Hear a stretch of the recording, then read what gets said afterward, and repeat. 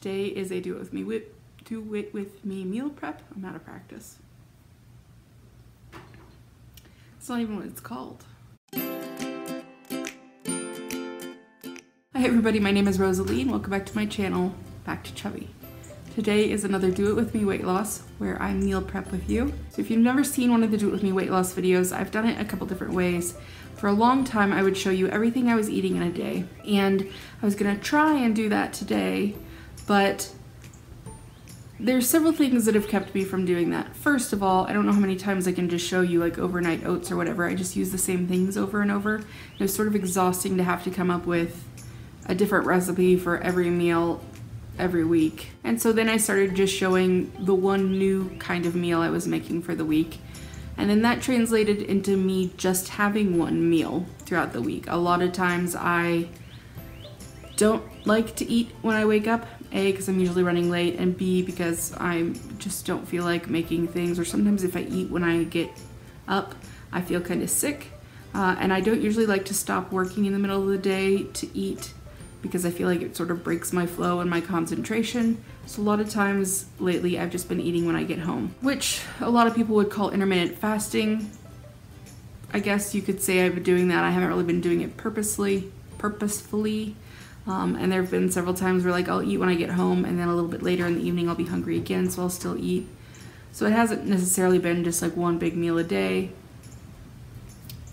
I'm trying to get back on track here. So I was gonna show you the full meal this week and everything I've been eating, so I'll go ahead and show you a picture of that, but I didn't film everything because my camera, or well, my iPad, started dying while I was filming breakfast, and I decided rather than pausing and waiting for the iPad to recharge and then continuing to meal prep, I'm just gonna go ahead and knock out meal prep now and then just show you a picture. So I filmed breakfast, I didn't film anything else, so sorry about that. I just wanted it done. On that note, let me go ahead and just show you the breakfast meal prep, and then I'll show you what I'm having for the day. So for breakfast, I'm gonna be making an egg bake. Josh and I have some pretty different tastes sometimes. I, for example, hate bell peppers and he loves them, and I really like things that are tangy like goat cheese or Kalamata olives, and he's not that much of a fan. So I decided to go ahead and make two different kinds of egg bake. Casserole? What makes a casserole really? What would that be? Anyway, the first thing I did was chop up some vegetables. First was a tomato, and half of that went in Josh's dish and half went in mine. Next, I chopped up half of a green bell pepper, half of an orange, half of a red, and half of a yellow bell pepper, and put those in Josh's dish. I just went ahead and put the other half that I didn't use in the fridge so that he can use those to snack on throughout the week. I also cut up a jalapeno and threw that in there, and counted out 6 servings of black olives. Threw those in there as well. Speaking of 6 servings, I guess this is a great time to point out that each of these casseroles, why do I keep saying casserole? It's driving me nuts. Each of these dishes is 6 servings, and I will show you how the nutritional information breaks down on that in a minute, but let me keep going before I get sidetracked. Once I got all that stuff put in Josh's dish, I went ahead and moved that to the side and worked on my own. For mine, the first thing I did was go ahead and chop some already chopped mushrooms, but into smaller pieces. Then I threw some spinach in there. And then I realized maybe I should actually chop it up. So I pulled it back out, mostly, chopped it up, and then threw in a couple cups of spinach. Instead of using plain black olives, I used Kalamata olives. And I went ahead and counted out 6 servings, and then I cut them in half just so they aren't big chunks of olive in there.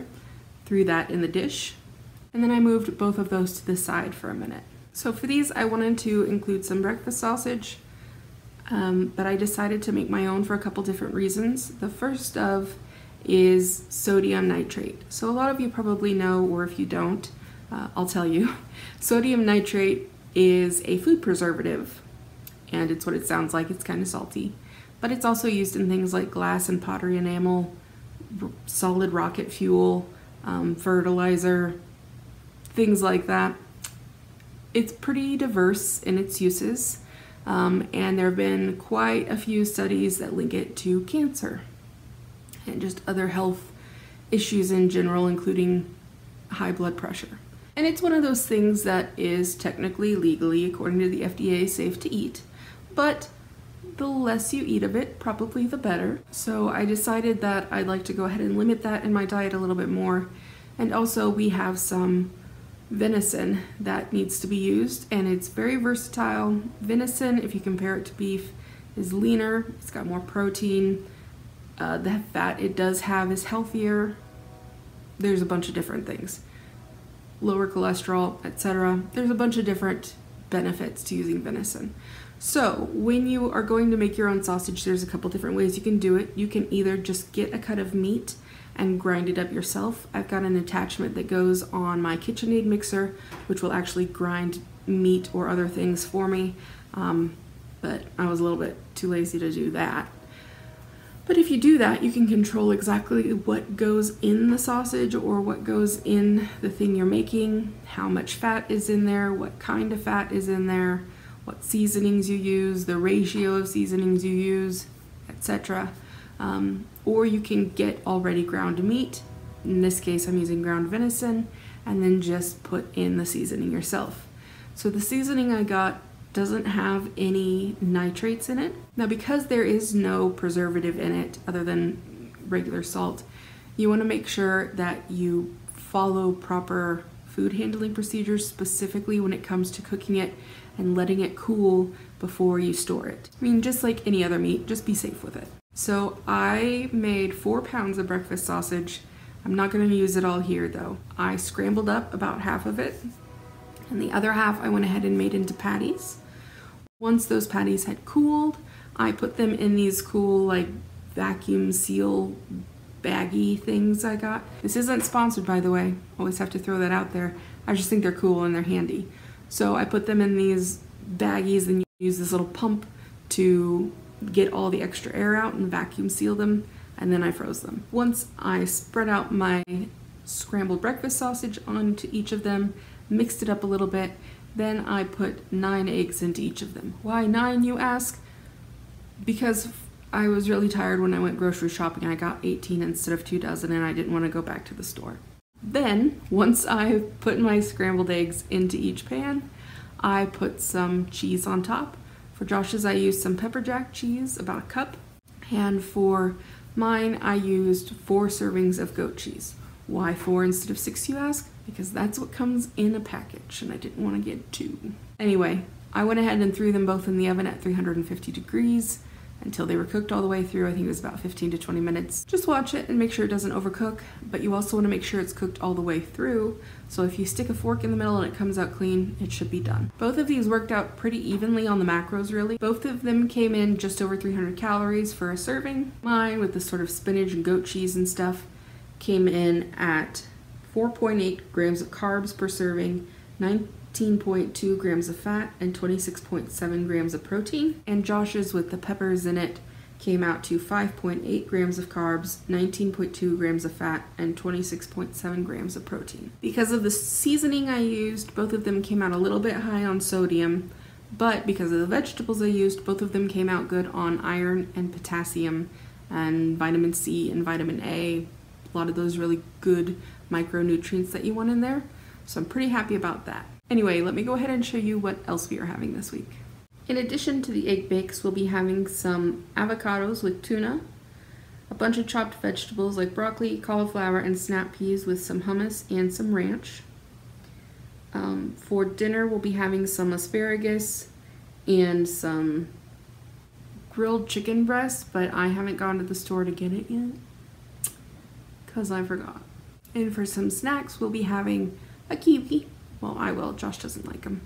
And some turkey and cream cheese roll-ups. And altogether, it comes in just over 1,500 calories a day. I don't really have much more to say about it.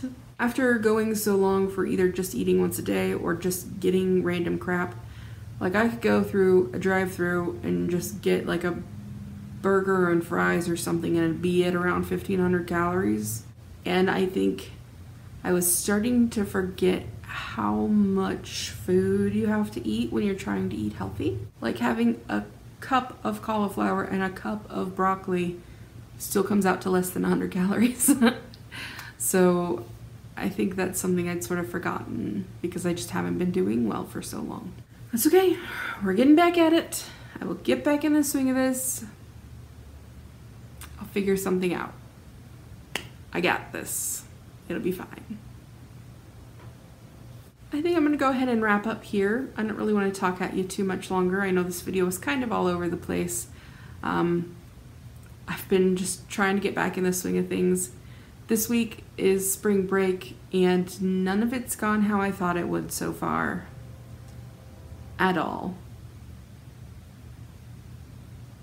I did get this room clean, but I showed you guys that last week, and then promptly covered the dining room table with clean clothes because I did more laundry this past weekend than I have in months.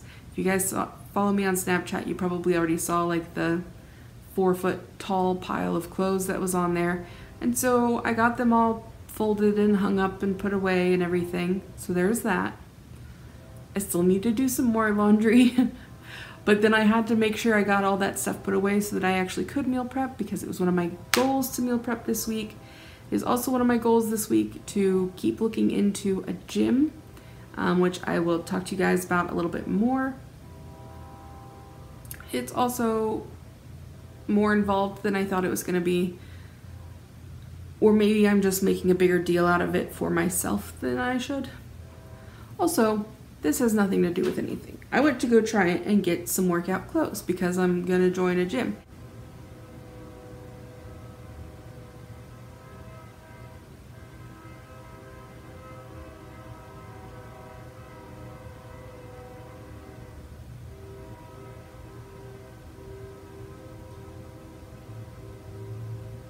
I don't remember what I was just saying because that train horn just went on for 3 minutes. Oh, I think I was just trying to say that I went to go get some workout clothes because I'm trying to work out.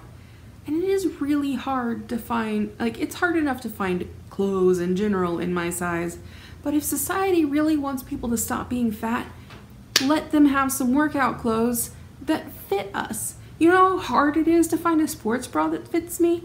I finally ordered 2 and I've got one that's pretty comfortable but sure isn't gonna do anything when I'm trying to move around, and the other one fits and it goes on and it holds things in place, but it's also like squishing my back fat up into these just huge back boobs, and like it's just not great. But like the shirts that do fit are pretty short for me, and I don't know. I was just getting really frustrated. And then I finally, like, I thought I found just a plain nice, just a plain old gray t-shirt, but no, it's got words on it. Everything, listen, just because we're wearing big shirts doesn't mean they have to have words on them. People who make shirts. Not every shirt has to have something cute on it. I just want a normal, plain t-shirt. That's all I want. That's it. I don't want some design on it. I don't want words on it. I don't want beads on it anywhere. I don't want frills on it anywhere. I just want a t-shirt. Anyway, that's a topic for another video. Just to remind you guys of a couple things. You can find me on social media like Snapchat or Instagram or Twitter, etc. with username BackToChubby, all one word. You can also find me on Facebook, but I'll be honest, I have just completely forgotten about it for the past couple months. If you still want to like get in touch with me, but social media is not really your thing, or I got a letter recently from someone who, for whatever reason, the comments section just won't work for her, you can write me at my P.O. box. The information for that is in the description box below, as well as a link for BetterHelp, which is the mobile counseling service I use, and I'm sure there's other information I'm forgetting about right now and I won't remember about until I actually go to put the video up. I hope wherever you guys are, you are safe and happy and healthy. I hope your week is going how you thought it would. Remember to just keep trying the best you can, and I will see you on Friday. Bye.